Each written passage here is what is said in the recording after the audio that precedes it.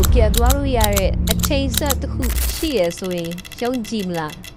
ကမ္ဘာပေါ်မှာ1980နဲ့80ဝန်းကျင်ကာလတွေစီမှာ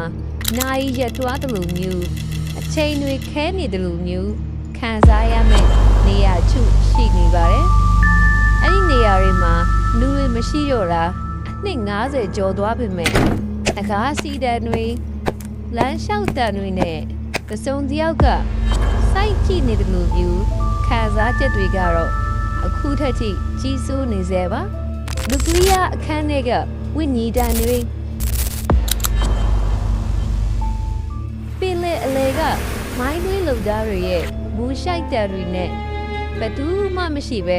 မီးလင်းနေရဲ့အီတလီကမြို့ပြကြီး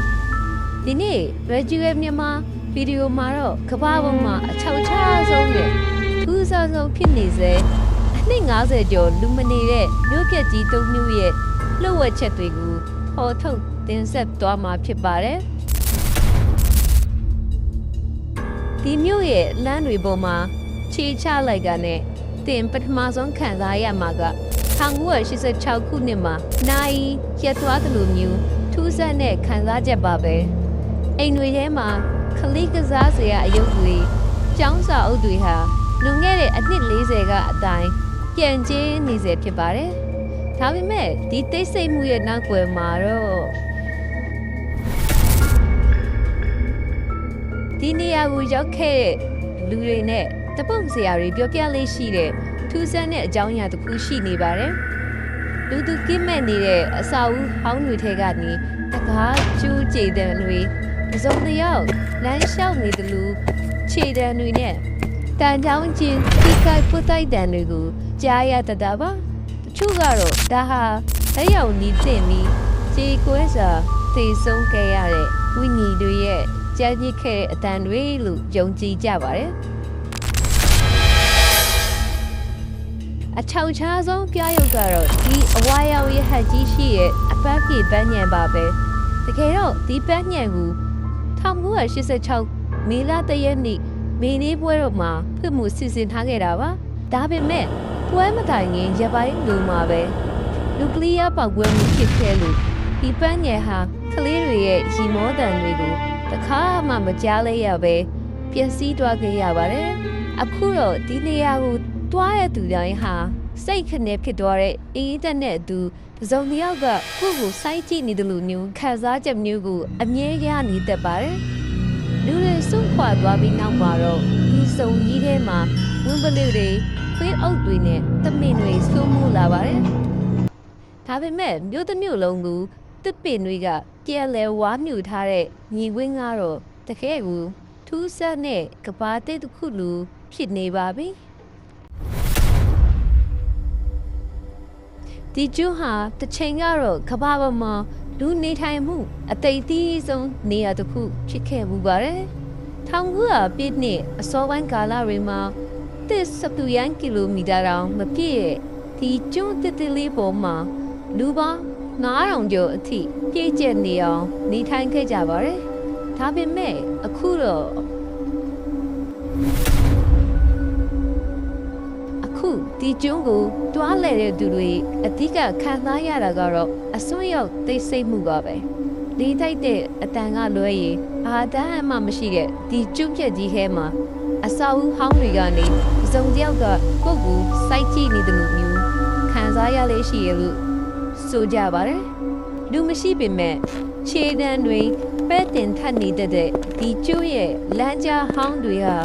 လာရောက်သူတွေကိုကြောစိတ်စေခဲ့ပါတယ်ဘာကြောင့်ဒီကျွန်းကဒီလောက်ထိခြောက်ချဖို့ကောင်းနေရတာလဲ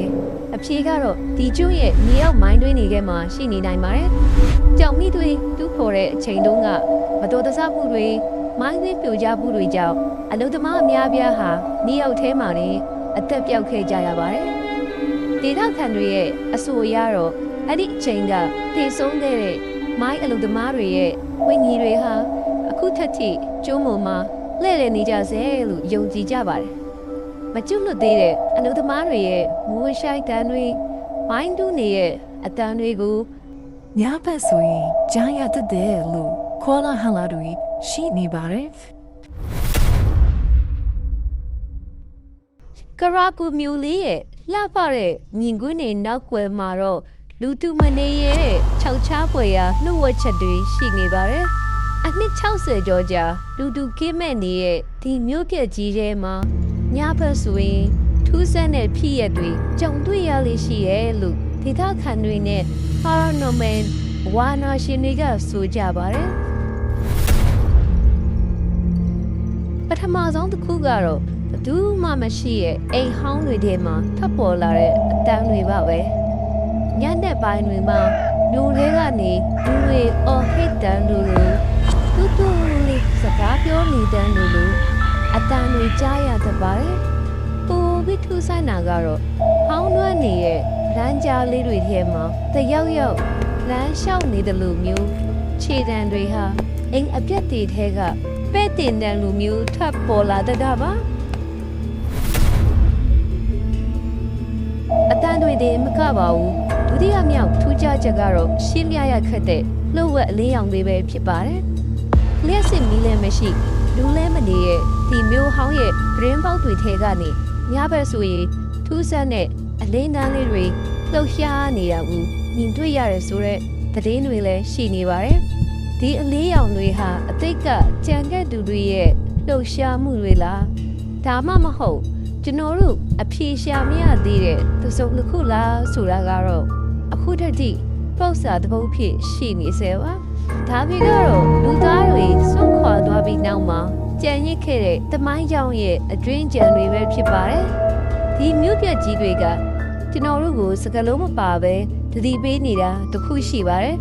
အဲ့ဒါကတော့လူသားတွေဘလောက်ပဲခမ်းနားအောင်တိဆောက်ပါစေဘာဝတရားနဲ့ချိန်ကာလရဲ့အပြောင်းအလဲတွေရှိမှာတော့အရာအလုံးကခဏတာပဲဆိုတာပါပဲတင်ရောဒီလိုခြောက်ချားစရာကောင်းတဲ့မြို့ပြကြီးတွေကိုတယောက်တည်းတွားလေရဲ့တတိရှိပါသလားဒီဗီဒီယိုလေးကိုအဆုံးထိကြည့်ပေးလို့ကျေးဇူးတင်ပါတယ်နောက်ထပ်လည်းမြန်မာနိုင်ငံရဲ့ကမ္ဘာတဝန်းကစိတ်ဝင်စားစရာအချက်လက်တွေကိုသိချင်နေဆိုရင်တော့ကျွန်တော်တို့ရဲ့ Value မြန်မာကို subscribe လုပ်ထားပေးဖို့မမေ့ပါနဲ့ဦးနော်နောက်ထပ်ဗီဒီယိုမှာပြန်တွေ့ကြပါမယ်